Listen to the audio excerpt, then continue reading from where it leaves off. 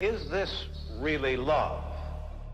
Well, what do you mean by saying that a baby loves its mother? Ce findings va être un peu particulier. J'espère qu'il ne sera pas aussi difficile à comprendre que j'ai eu du mal à faire les recherches pour le réaliser. J'avais envie à la base de me pencher sur 3 expériences scientifiques qui, chacune de leur manière, avaient été inhumaines.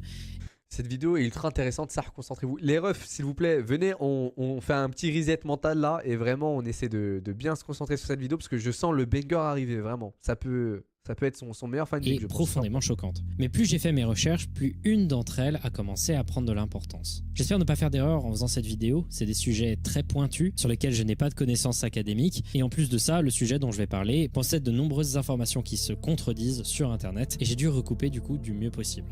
Je vous invite vraiment à regarder cette vidéo jusqu'à la fin et essayer de poursuivre même si vous n'avez pas l'impression de comprendre certains concepts assez abstraits de psychologie. Ça va aller croissant dans l'horreur et toutes les informations que je vais donner vont être importantes pour démêler le puzzle de comment on est arrivé à une des expériences scientifiques les plus inhumaines qui a jamais été réalisée. Laissez-moi vous parler de la fosse du désespoir. Les refs, est-ce que quelqu'un se rappelle d'un vrai film documentaire, je crois que c'est La Zone quelque chose, putain je sais plus, AREA quelque chose, et en gros c'était des expériences de l'armée dans les années 40, je sais plus, mais en gros c'est les expériences les plus horribles qui ont pu être faites sur des humains. Non, c'est pas la Zone 51, celle du Japon, oui celle du Japon. L'unité, voilà exactement, c'est l'unité 731, exactement, merci les refs. Et je crois apparemment c'est les expériences les plus horribles qui ont été faites sur des humains sans anesthésie pour voir ce qu'un humain peut endurer avant de mourir, genre physiquement. Et putain j'ai regardé ça, j'étais au collège, c'était il y a longtemps. Et je crois que c'était les trucs les plus horribles, donc l'expérience de psychologie la plus horrible, je suis bien curieux de savoir ce que ça peut être.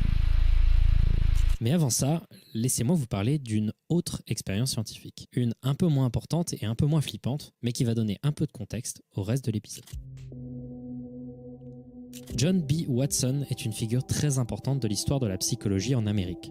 À cette époque, ces domaines étaient nouveaux et scientifiquement débattus. John Watson, lui, voulait le rendre scientifiquement crédible en publiant en 1913 un article sur son approche de la psychologie, le behaviorisme. C'est une manière un peu particulière de voir la psychologie qui considère que tout comportement humain observable est en réalité le fruit d'expériences qu'un sujet a eu en interaction avec son environnement. C'est une approche de la psychologie qui entretient l'idée que l'homme est le fruit de ses expériences et uniquement de ses expériences, que c'est par des apprentissages bénéfiques ou punitifs qu'il va finir par forger sa personnalité, ses comportements et ses réflexes de survie.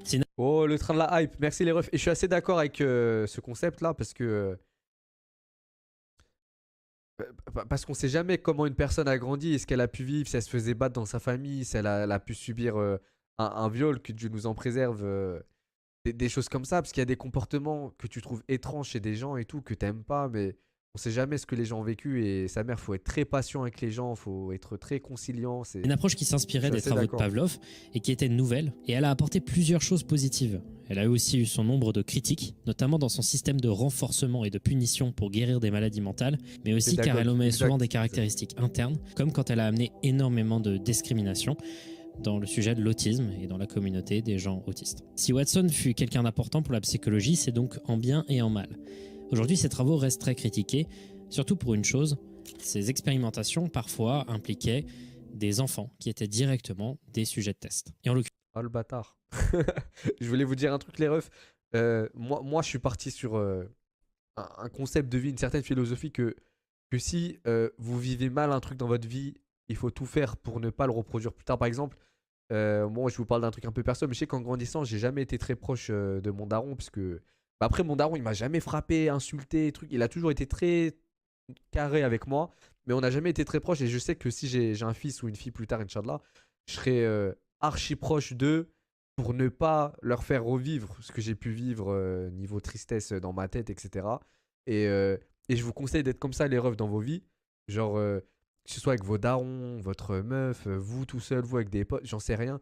Tout ce que vous avez pu vivre de traumatisant ou de choses qui ont pu être contraignantes pour vous, essayez d'être ce grand frère pour vos futurs neveux, vos futurs enfants, vos futurs potes, j'en sais rien, mais d'être ce grand frère que vous auriez rêvé d'avoir quand vous étiez petit.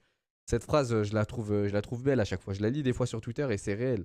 Devenir le grand frère qu'on aurait rêvé d'avoir quand on était petit. Quand je dis grand frère, c'est une façon de parler, c'est un En ami. l'occurrence, Quoi. cette petite expérience que je vais raconter Donc, en introduction, l'expérience du petit Albert, en est un exemple clair. Les enfants et surtout les bébés étaient un des focus principaux de la psychologie à l'époque. Parce que certains, ils reproduisent les schémas, malheureusement. Par exemple, certains qui se faisaient battre en étant enfants, en grandissant, ça devient des hagards de fou avec leurs enfants, ils les frappent, etc. Parce que c'est ce que eux-mêmes ont vécu. Et bon, je cautionne pas ça, bien sûr, mais je me dis, putain, en vrai, je me dis les pauvres, parce que ils se sont jamais penchés sur ce sujet, ils ont intégré ça en eux naturellement, et pour eux, c'est devenu normal et naturel de faire ça, vu qu'ils l'ont subi eux, et ils se sont jamais posé la question sur ça. Mais nous, soyons intelligents et comprenons qu'il faut pas reproduire ces choses-là sur nos proches, nos générations futures, etc. Et les de grandir. Particulièrement les behavioristes qui voient la psychologie comme une somme de réactions à des stimulus modifiant le comportement global. Pour eux, il était donc logique que l'enfance est le moment où quelqu'un forme son comportement. Et comme quand on est dans les premières années de notre vie, on n'a pas vraiment d'expérience, John Watson avait établi quelques émotions de base que ressentait un enfant. Et parmi ça, il y avait la peur, qu'il interprétait pour un bébé comme soit l'arrivée d'un très gros bruit ou d'un très gros stimulus sensoriel soudain, ou alors le fait de se retrouver d'un coup sans repère de confort, c'est-à-dire souvent la mère ou le père. L'expérience du petit Albert essayait de comprendre comment les phobies se créaient. Pour cette expérience, ils prirent un enfant. Excusez-moi, je fais beaucoup pause, mais ça parle beaucoup dans le chat, je trouve ça intéressant. Mon père s'est fait battre pendant son enfance par son père, bah maintenant il fait tout le contraire avec moi et mon frère. Bah c'est un boss ton daron, il a vu à quel point ça le rendait malheureux et que c'était pas normal de faire ça, il s'est dit, mes enfants je les mettrai Gucci, ils auront une vie de roi, celle que j'ai pas eue et ça me rendra tout aussi heureux, c'est vraiment un roi ton daron. Euh, on m'a dit que c'est quand tu reprends les live lol? Demain vers 10h je pense, le matin. Et ça va stream jusqu'à 14h je pense. Et Yas encore, j'en parlerai après cette vidéo les refs. C'est un truc, ça concerne pas Yas directement, mais un truc qui s'est passé sur son Twitter et je trouvais ça très intéressant d'en parler. Donc on en parlera après, ok? Qui s'appelait Albert et ils l'ont placé en face d'un chien. La réaction du petit Albert était positive, rien de particulier, il était juste curieux, quand soudain au milieu de la rencontre, un bruit très fort et soudain est joué par John Watson. Les jours et semaines à venir, le petit Albert commençait à avoir une réaction très négative à des chiens. Puis d'un coup, ça s'est généralisé à tous les animaux à fourrure et à certains moments, même les barbes le terrifiaient. Les quoi, les barbes? Putain, mais ils sont fous. Ça peut sonner juste comme un truc assez anecdotique, mais concrètement, ils ont traumatisé un enfant pour réaliser un papier. Et si l'identité du petit Albert a été un peu anonymisée, on ne connaissait donc que le fait qu'il s'appelait Albert, des gens ont essayé de faire des recherches pour le retrouver et ils sont tombés sur quelques personnes, notamment un Albert qui serait mort il y a environ 10 ans, dont des témoignages semblent dire qu'il avait une phobie exacerbée d'à peu près tous les animaux à fourrure. Donc pourquoi je vous raconte ça ? Parce que absolument tout ce que j'ai dit sur le contexte de cette expérience et l'expérience en elle-même va en réalité être tout ce qui va amener à l'expérience qui va suivre. Que ce soit le behaviorisme qui amène de la science expérimentale dans la psychologie, que ce soit le focus sur les enfants et les émotions ressenties au moment et le manque clair d'éthique dans l'époque, tous les ingrédients étaient réunis pour que ça tourne au vinaigre. Et mon Dieu, il s'est passé quelque chose de très grave dans les 50 ans qui ont suivi. La pire expérience que j'ai pu entendre sur internet réelle qui s'est produite sur un enfant, c'était... je crois que c'était un enfant à qui on n'avait jamais parlé, donné de signes d'affection, ou un enfant à qui on n'avait jamais joué, rien. En fait, un enfant qui naît, tu lui donnes de la nourriture et tout, mais tu ne le calcules pas. Et l'enfant, il est mort pas de chagrin, mais de solitude à ses 3 ans, je crois. Je sais plus dans quoi j'avais entendu ça, mais je trouve ça horrible. Ça veut dire qu'il y a un enfant qui est né, on lui a jamais adressé la parole, jamais un signe d'affection, porté dans les bras, un câlin. C'est un truc de ouf. C'est dans la vidéo. Ah bon? Ah bah voilà. Harry Harlow est né le 31 octobre 1905 dans l'Iowa en Amérique. Ce gars est né le jour d'Halloween et c'est plutôt cohérent quand on voit la trajectoire qu'a pris sa vie. Il a vécu une enfance trouble, marquée par des dépressions sévères, des parents un peu absents, une mère froide, vivant dans une ferme pauvre avec un père qui était plus intéressé dans l'idée de créer des inventions plutôt que de réussir dans ses activités fermières. Harry était un enfant introverti, reclus, timide et en général plutôt silencieux. Néanmoins, à l'école, il La ref reste de son bon groupe. élève et arrive, après Nike, être allé à l'université Fortnite. Reed College, à être admis à Stanford Fortnite. dans la spécialisation en lettres anglaises. Après un semestre de travail acharné et de révision sans cesse et sans relâche, il échoue complètement. Ses notes sont catastrophiques. La conclusion est claire, il faut changer de trajectoire. Il se réoriente alors en 1924 dans une autre voie en prenant une autre spécialisation à Stanford, la psychologie. À l'époque, comme j'ai pu le dire avant, la psychologie elle évolue beaucoup. Il y a juste plein de théories dans tous les sens, sans beaucoup de consensus, même si les connaissances dans le domaine restent assez nombreuses. Il arrive donc une série de nouveaux psychologues qui vont faire des études de sciences expérimentales pour prouver plein de théories. Et en l'occurrence, durant son temps à Stanford, il va être dirigé par un behavioriste dans ses professeurs et également des professionnels de la psychologie animale, ce qui va énormément orienter sa carrière. En 1930, après des années de taf, il obtient finalement son doctorat et commence directement à taffer. Il se dirige vers l'université de Wisconsin-Madison où il deviendra professeur. En 1932, il se marie avec une de ses étudiantes, on juge très fort, la jeune Clara Mears, une étudiante prodige avec un QI de 155. Au même moment, il se met à chercher un endroit pour faire ses expériences qu'il veut centrer sur les... Moi, je suis d'accord, on juge fort parce que, cousin, t'es professeur, t'as pas à droguer. T'as pas à draguer des élèves, à te rapprocher d'elles ou d'eux, je sais pas. Enseigne seulement, c'était là pour ça. t'es là singes, pour enseigner, rhésus, cousin. macaques et leur comportement, Ah, je suis assez surtout d'accord, durant moi. l'enfance. L'université finira par ne pas arriver à fournir suffisamment d'espace pour ses expérimentations, alors il récupérera une C'est maison horrible. vacante dans la même rue que celle-ci et la transformera en laboratoire appelé le Harlow Primate Laboratory. Il contacta ensuite un zoo proche du labo, le zoo Henry Villas, qui fournira des macaques rhésus qu'il va se faire reproduire entre eux. Il possède ainsi une colonie de singes sur lequel il peut faire des expériences. Il a un endroit pour faire ses expériences. Il a également de l'argent qui est financé donc par l'université. Il a donc toutes les pièces pour devenir un grand chercheur. Pendant des années, Harry Harlow va travailler sur un sujet, faire des expériences, jusqu'à ce qu'en 1958, il publie un article nommé The Nature of Love dans l'American Psychologist, où il va se pencher sur un sujet assez peu traité dans la psychologie à l'époque, la question de l'amour et de l'attachement. J'imagine que c'est là À l'époque, où beaucoup j'ai trouvaient fait un le concept de l'amour foreshadowing de trop fou flou et il manquait de que définition. même Oda n'a jamais fait Harry dans One Harlow Piece. commence ses recherches en essayant de trouver quelle était la nature de l'amour et il voulait savoir si pour un animal, l'amour était un moteur au même titre que la faim, la soif, la douleur et le sexe. Bien à l'époque, sûr. la théorie était qu'un nourrisson n'éprouve de l'amour et de l'attachement à sa mère qu'uniquement car celle-ci est source de nutrition avec son lait. C'était vraiment une autre époque, vous allez le voir. C'est assez clair qu'il fallait faire des recherches dans ce domaine. Un exemple de thèse qu'ils ont réalisé, c'est de séparer les enfants directement à la naissance de leur mère. On s'occupait d'eux et on les nourrissait, mais juste ils n'avaient Et les refs, chaque humain sur Terre, même les plus gros voyous, les plus gros bandits, ont besoin d'amour. On a besoin d'amour pour vivre. Les refs, on a besoin d'aimer des gens et de se faire aimer, que ce soit des potes, que ce soit une meuf, un mec, si vous êtes... j'en sais rien. Mais je vous dis ça parce qu'il y a des gens qui meurent de... En fait, il y a des gens qui se renferment dans leur solitude chez eux et qui décèdent de ça. Ils décèdent Ils reçoivent aucun amour, ils en donnent pas. Ils décèdent de ça, je vous jure. J'ai un pote, son oncle, voilà, histoire réelle, et c'est même... Bon bref, je vais pas en dire plus, c'est quelqu'un que vous connaissez. Son oncle est mort chez lui de ça. Genre, il allait très bien, il avait aucun problème de santé, mais il était tellement tout le temps chez lui, il pouvait passer plusieurs mois chez lui sans sortir. Et il est décédé de ça. Donc les refs, vraiment, ouvrez-vous, aimez des gens, faites-vous aimer. Je vous jure, c'est trop important. L'amour, on peut pas vivre sans les refs. Je vous jure, on peut pas rester chez nous enfermés à jouer à LoL toute la journée, voir personne. Faut y penser les refs. Je vous jure, pensez-y. Dites-vous, j'aime qui dans ma vie et qui m'aime. Et vraiment, si le compteur il est faible, même envoyez-moi un message. Vraiment, si vous pensez que personne vous aime, que vous aimez personne, envoyez-moi un message. Si vous voulez qu'on parle, on parlera les refs. Je vous jure. Vous enfermez pas. Il en n'y tout avait cas. aucune compagnie et aucun contact social. Ils étaient tellement en détresse qu'ils finissaient par avoir une connexion extrême envers des simples bouts de tissu qu'on mettait dans sa cage. Bread, a soft cheesecloth pad that is his only companion, his only comfort. C'est ce que j'ai fait, Billy. Tu m'as Once même a day, the répondu. pad is removed Ben oui, for Isma, je Il réponds survivait de avec temps en temps. Je difficulté, réponds. mourant parfois au bout de 5 heures. Harry Harlow écrit « Nous étions impressionnés par la possibilité qu'au-dessus de la fontaine de lait du sein ou du biberon de la mère, le confort au contact puisse être une variable très importante dans le développement de l'affection du nourrisson pour la mère. » À ce moment-là, le focus était clair pour Harry Harlow. Il fallait se pencher sur la question de la mère. Voilà l'expérience qu'il va réaliser ensuite. L'expérience consistait à créer un substitut de mère.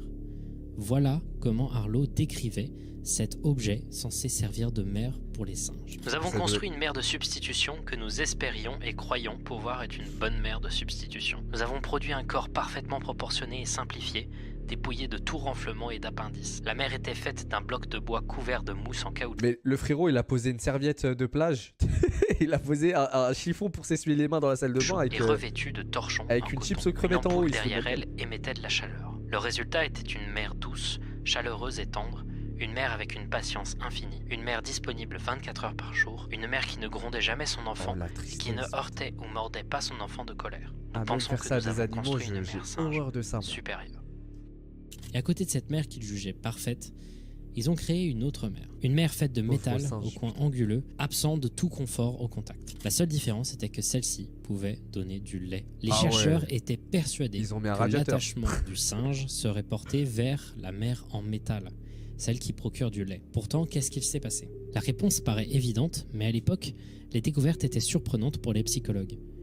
Le macaque Rhésus allait sur la mère en métal, tétait la quantité de lait qu'il leur fallait et passait la majorité de leur temps ensuite collé à la mère en tissu pour Les plus de la pauvres. moitié de la journée. Ah voilà, ça me fait trop de la peine. les mecs. Mais c'était pas encore suffisant pour Harry Harlow. Alors certes, il allait beaucoup plus souvent sur la mère faite de tissu, mais est-ce que c'est pas juste parce qu'il la prend comme un lit, quoi? Il fallait un truc qui prouve qu'il aimait véritablement cette mère de substitution en tissu. Pour lui, il fallait terrifier le singe. Il créa donc un automate pour faire terrifier un singe facilement, bruyant, anguleux et au mouvement mécanique, et au hasard, au cours de la journée, il le mettait sans prévenir en face du singe.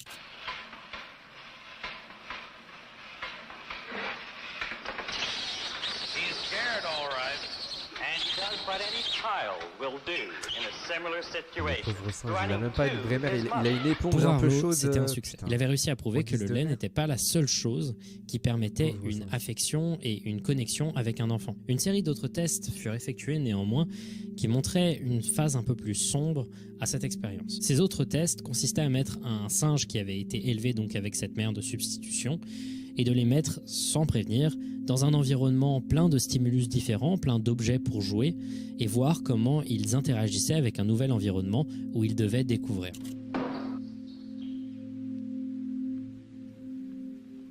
Un singe normal a tendance à toujours vouloir découvrir, à explorer, essayer de comprendre ce qui se passe autour de lui. Là, dans ce cas-là, quand il n'y avait pas la mère de substitution dans la pièce, il se roulait en boule sur le sol et ne faisait rien. Oh là là. Néanmoins, quand la mère de substitution était présente dans la pièce, ils se mettaient dessus et continuaient leur rythme de journée. Ils étaient devenus incapables de découvrir, dépendants de leur seule source de confort. La réinsertion dans des milieux sociaux d'autres macaques Rhésus était catastrophique. Ils étaient hostiles au contact de ses semblables. Ils ne pouvaient pas jouer avec les autres singes, ils étaient agressifs. Après ses découvertes avec les mères de substitution, Harry Harlow est devenu modérément connu. Il faisait des interviews dans la presse et est devenu une figure de proue de la psychologie. Ces découvertes allaient dans le sens inverse complet de la mentalité de l'éducation des enfants de l'époque, qui était dominée par John Watson, dont je vous ai parlé plus tôt, qui disait qu'il ne fallait pas embrasser ou câliner ses enfants. Il fallait être le plus distant possible, être froid pour ne pas les gâter. On pensait que l'amour porté à un enfant ne servait que très peu dans le développement. John Watson conseillait d'ailleurs aux parents de ne pas embrasser leurs enfants avant qu'ils aillent se coucher, mais plutôt juste de leur serrer la main. Vraiment une autre époque. Harry Harlow proposait une version de la psychologie où il y avait plus d'affection. Mais à côté, sa vie partait dans une trajectoire plus sombre malade. et ses expériences prirent des tournures beaucoup plus graves. Dans son mariage avec Clara Mears, il eut 2 enfants.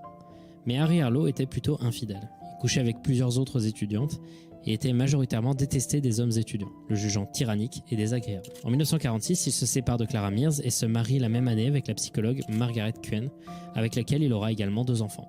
Ce mariage se passa mieux, il était plus heureux avec elle, mais en 1967, Margaret Quinn fut diagnostiquée d'un cancer du sein. Tous ces événements, du divorce au diagnostic de sa femme jusqu'à sa mort en 1971, vont amener Harry Harlow de plus en plus dans des tréfonds très sombres de sa psyché. Il va tomber dans des dépressions et il va commencer à perdre un peu les pédales. Voilà ce qu'il s'est passé à partir de ce moment. En 1959, le nouveau focus de Harry Harlow était l'isolement et les effets que cela engendrait sur la santé mentale d'un humain ou d'un singe. Il construit 2 différents appareils d'isolation. Une cage d'isolement semi-social, une cage où les singes très vite après leur naissance sont placés. Moi, ce qui me casse les couilles, c'est que son profil psychologique, il est chaotique. C'est assez désastreux. Et que j'ai l'impression qu'il se défoule sur des pauvres animaux qui n'auront pas de vie à cause de lui. Là, les singes qu'il teste pendant des années, là, ils grandissent vraiment sans mère et ils n'ont aucun amour. Ils pourront jamais s'intégrer dans une société animale normale. Putain, j'ai dit société animale. Mais bref, vous m'avez capté. Tout ça pourquoi? Parce qu'il pète les plombs dans sa tête, l'autre con. Ceci Là. n'empêche pas le singe de voir l'extérieur ou même de voir d'autres singes, eux aussi dans des cages, mais elle prive entièrement le nourrisson du contact de sa mère. Mais si nous allons surtout nous pencher sur l'autre appareil, la chambre d'isolement social total. Celle-ci était une chambre en acier fermée, extrêmement petite, fermée du monde. Il y avait juste un miroir semi-réfléchissant sur un des murs, comme ça le singe ne pouvait pas voir l'extérieur, mais les chercheurs pouvaient voir le singe à travers le miroir. Le seul contact avec la vie, le seul et unique, c'était des mains qui apparaissaient très occasionnellement pour donner de la nourriture, de l'eau fraîche ou nettoyer son environnement. Harry Harlow a mis des singes dans des appareils d'isolement social pendant des durées différentes à chaque fois, en commençant par 30 jours, puis 3 mois, puis 6, puis 1 an et 2 ans dans certains cas. J'ai également vu brièvement une mention, mais ça n'a pas été plus développé que ça, d'un singe qui aurait été mis en isolement pendant 15 ans. Je ne sais pas si c'est vrai. Des mois et des mois à n'avoir rien d'autre à faire que de se retrouver face à soi-même dans l'espace confiné silencieux d'une chambre de torture pour animaux sociaux. Durant l'isolement, les singes dans les cages d'isolement semi-social avaient des comportements nouveaux et inhabituels, comme des regards dans le vide prolongés, tourner en rond dans leur cage, ou tout simplement de l'automutilation. Pour l'isolement total, c'était différent. Harlow décrit ceci dans son rapport. Aucun singe n'est mort durant l'isolement. En revanche, quand ils ont été enlevés initialement de l'isolement social total, ils sont entrés dans un état de choc émotionnel caractérisé par du renfermement personnel autistique et des balancements. Un des 6 singes isolés pendant 3 mois a refusé de manger après le relâchement et est mort 5 jours après. L'autopsie a attribué sa mort à de l'anorexie émotionnelle. Les effets de 6 mois d'isolement total étaient tellement dévastateurs et débilitants que nous pensions que 12 mois d'isolement ne produiraient pas de dégradation supplémentaire. Cette théorie fut prouvée fausse. 12 mois d'isolement ont presque oblitéré les animaux socialement. Leur réinsertion dans des environnements sociaux était quasiment impossible. Ils étaient agressifs, antisociaux et parfois refusaient de manger. Ils étaient également inactifs sexuellement, refusant tout contact avec d'autres singes d'un point de vue sexuel, et au contraire de leur père, ils ne se masturbaient pas non plus. Ils se faisaient harceler et rejeter par le groupe. Bref, leur évolution était catastrophique, au point d'à peine bouger face à quelconque stimulation. Mais Harlow, lui, il n'était pas encore satisfait. Il voulait savoir si des singes comme ça, qui ont vécu longtemps dans de l'isolement total, pouvaient être de bons parents. Mais comment faire pour qu'un singe refusant tout contact sexuel puisse avoir des relations sexuelles? Et là, on arrive à une des constructions les plus horribles qui a jamais été réalisée par Harry Harlow. Désolé, je vais devoir censurer. Le RIPRAC. Le RIPRAC ou griavicule, enfin il n'y a pas vraiment de traduction, c'est atroce, voilà, c'est vraiment atroce.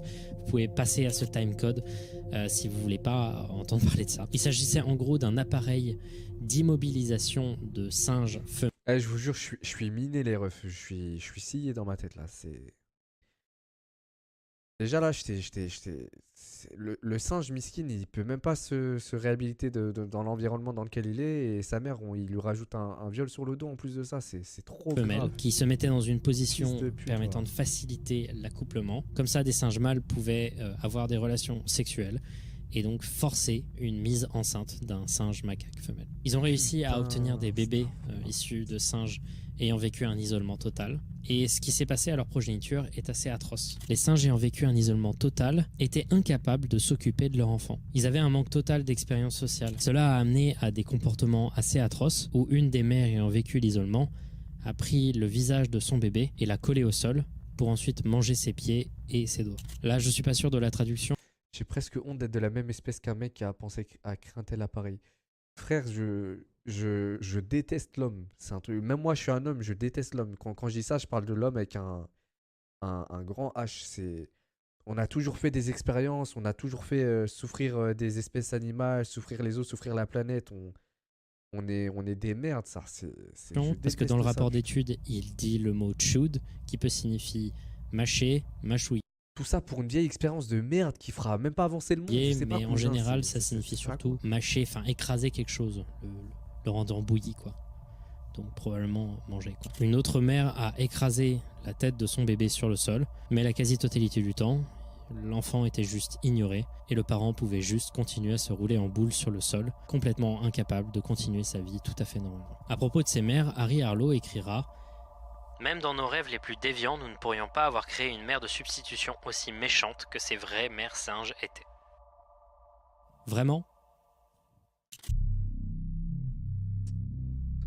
Penchons-nous sur l'Iron Maiden, une nouvelle création de Harry Harlow. Elle tient son nom du nom anglais de la Vierge de Fer, un outil de torture qui est en gros un coffre de la taille d'un homme dont les surfaces sont couvertes de pics. Comme ça, quand on ferme le coffre, on est transpercé de toutes parts. L'Iron Maiden était tout simplement une simulation de mère abusive pour singes nourrissons. Il s'agissait d'une mère de substitution, comme il avait pu être réalisé avant, qui pareil émanait de la chaleur et qui était dans un tissu qui était très confortable, mais qui avait une différence de design. Au hasard, sans prévenir, elle pouvait rétracter des pics pointus et violents dans la peau du singe.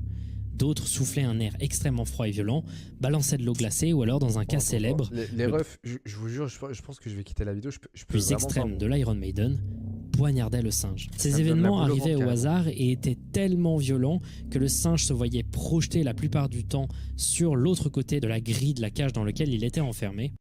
Déjà, le pauvre singe, il a même pas de vraie mère. Il a juste un bout d'éponge un peu chaud, un peu humide.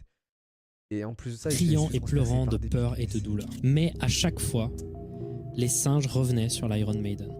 Ils y étaient attachés et restaient malgré la douleur, désirant un minimum de douceur de contact. C'était la première fois qu'on observait le fonctionnement de parents abusifs de manière scientifique. Mais les conséquences sur les singes étaient désastreuses d'une manière similaire que les précédentes. Il aurait pu s'arrêter là, Harry Harlow. Il avait déjà fait des trucs vraiment très graves et il commençait à vraiment pas être très apprécié dans la communauté psychologique, tout simplement parce que les discussions sur l'éthique commençaient et que là, ça commençait à devenir très chaud. Mais comme je vous l'ai dit, en 1971... Elle permet quoi cette expérience? Savoir qu'un animal torturé devient complètement déconnecté et ne se développe pas bien, c'était pas suffisamment logique et attendu. Mais c'est totalement logique et attendu. Il fait des expériences de merde, ça ne fait rien avancer. En fait, il n'y a aucune théorie derrière. C'est quoi le fondement du truc? Il se dit, si je fais ça, est-ce que il se passe ça? Mais oui, c'est sûr, frérot. Sa femme meurt de son cancer. Harry Harlow, il va plonger dans une dépression sévère. C'était une dépression sombre et violente. Ça a été tellement extrême qu'il a été un sujet de test expérimental pour des électrochocs à l'époque, dans l'espoir que ça puisse le guérir de son énorme dépression qui le rongeait de l'intérieur. Pendant cette période extrêmement sombre de sa vie, il a eu le temps de réaliser une dernière expérience. Et c'est là qu'on y arrive. La fosse du désespoir. Il venait fraîchement de sortir d'une autre expérience qu'il avait appelée le tunnel de la terreur, qui consistait à mettre un singe dans une pièce connectée à un couloir, au bout duquel on mettait une sorte d'automate qui avait pour objectif de faire peur au singe, qui approchait lentement du singe, dans l'objectif de voir comment il réagissait à la détresse. C'est dans ce contexte-là qu'il se décide à faire des études sur la dépression. À l'époque, il a d'abord essayé de comprendre l'essence de la dépression, qu'est-ce qu'il vivait. Un sentiment de solitude, d'être perdu, d'être sans aide, de n'avoir absolument aucune épaule, ou comme il pouvait le dire lui-même, de s'effondrer dans un puits de désespoir. Une fois qu'il avait capturé donc cette essence de la dépression, il était prêt à breveter sa nouvelle construction. Le nom technique que les autres chercheurs lui avaient conseillé était appareil de chambre verticale. Lui, il ne voulait pas ça. Jusqu'à maintenant, il avait toujours nommé ses créations par des noms très romancés. Néanmoins, il a insisté, malgré les conseils de ses chercheurs, à l'appeler la fosse du désespoir. Le puits du désespoir, the pit of despair. Il s'agissait de ces sortes de boîtes en acier à la surface glissante dont la conception triangulaire faisait que tout singe placé à l'intérieur ne pouvait pas remonter, glissant constamment sur les surfaces pentues. Tous les singes qui ont été placés dans la fosse du désespoir sont des singes qui avaient eu le temps de vivre 3 mois dans des environnements sociaux avec une mère aimante. Harry Harlow a fait exprès de prendre des singes qui étaient heureux pour voir à quel point il pouvait les détruire. Les côtés de cette pyramide étaient volontairement huilés, de sorte à ce qu'il soit impossible pour un singe placé à l'intérieur de remonter. Pour enlever encore plus la possibilité aux singes de s'échapper, une grille était placée au-dessus qui couvrait l'entrée. Tout culminait en un point, le fond de la fosse où les singes heureux ayant eu le temps de vivre étaient placés pour créer des symptômes de dépression. Les singes, pendant les premiers jours, essayaient de sauter de toutes les manières qu'ils pouvaient. Ils essayaient de grimper, mais à chaque fois, ils glissaient à nouveau dans le point original, le fond de la fosse. Et ensuite, il s'est passé quelque chose de particulier. Après des jours à lutter, ils se roulaient en position fétale dans un coin, enfin persuadés que leur situation était sans espoir.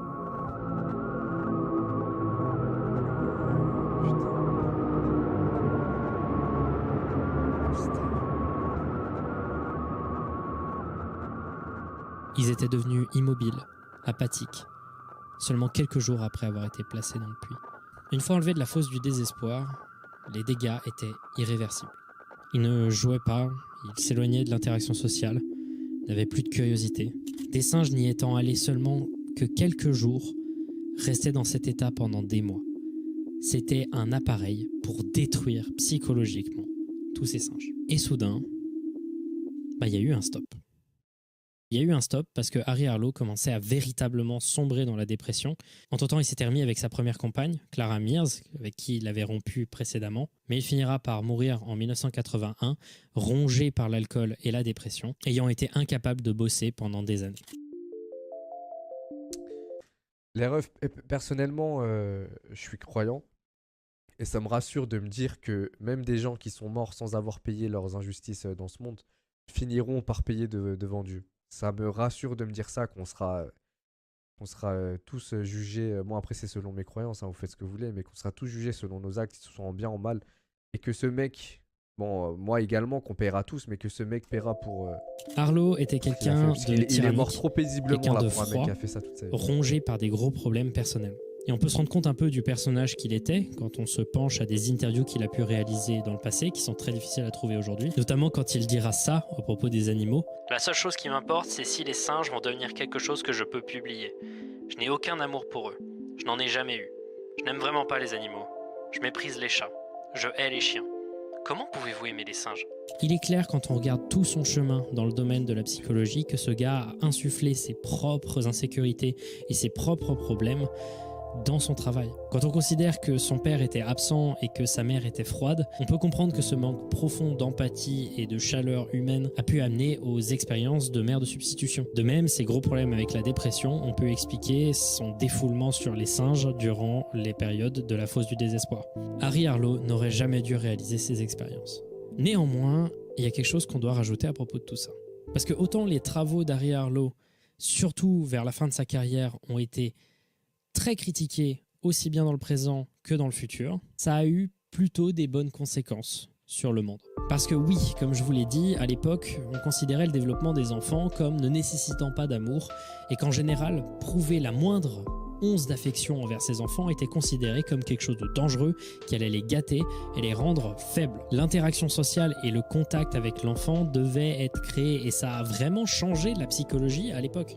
Mais le négatif reste beaucoup plus pesant que le positif. Harry Harlow a torturé des animaux pour ce qui semblait être la plupart du temps comme du plaisir ou comme un besoin de combler un manque affectif ou bien un manque d'ego en les transformant en propriétés qu'il pouvait vendre. Et il n'est pas le seul, l'histoire de la science est pavée de gens comme ça qui ont fait des choses extrêmement immorales dans l'objectif qu'on se souvienne de leur prénom. Comme j'ai pu le dire précédemment, et c'est pour moi la chose que je retiens le plus, c'est qu'ils voulaient réaliser ça pour faire des parallèles avec des enfants.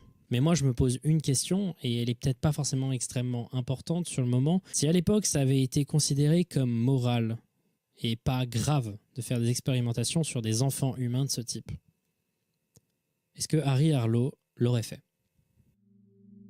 Voilà, merci beaucoup, j'espère que ce Fanny vous aura plu, j'espère qu'il va bien passer au montage, j'espère que ça va vous intéresser. Moi j'ai trouvé ça hyper intéressant et c'est un sujet qui m'a fasciné, j'ai lu des études en anglais de psycho en entier, c'était long et laborieux, et j'espère que j'ai pas fait d'erreur, que j'ai pas dit de bêtises, c'était très difficile, beaucoup d'informations conflictuelles et contradictoires sur internet, s'il vous plaît, dites-moi les gens qui font psycho si j'ai bien réussi, si j'ai pas fait de bêtises. Encore une fois, je vais essayer d'épingler si jamais des confirmations ou des choses différentes, des gens qui me disent si j'ai fait de la merde dans les commentaires, regardez s'il y a des commentaires épinglés, c'est généralement que j'ai fait une bêtise, ou alors des commentaires sur lesquels je mets un j'aime, c'est pour les gens qui me disent si j'ai dit des bêtises ou pas. Merci d'avoir suivi ce Findings. J'espère qu'il vous a plu vraiment. Pas Yass, Dites-moi je vais dans en les parler, commentaires je vais s'il en vous a plu. Et on se revoit pour le prochain très bientôt. Désolé s'il n'y a pas eu beaucoup d'épisodes ces derniers temps. C'est des périodes de grosse fatigue et j'ai eu des maladies qui sont empilées. Enfin, quel enfer. Je prépare du lourd pour 2022. Je prépare du lourd. Voilà. Je peux pas trop vous en parler tant que ça, mais je prépare du lourd. Et j'espère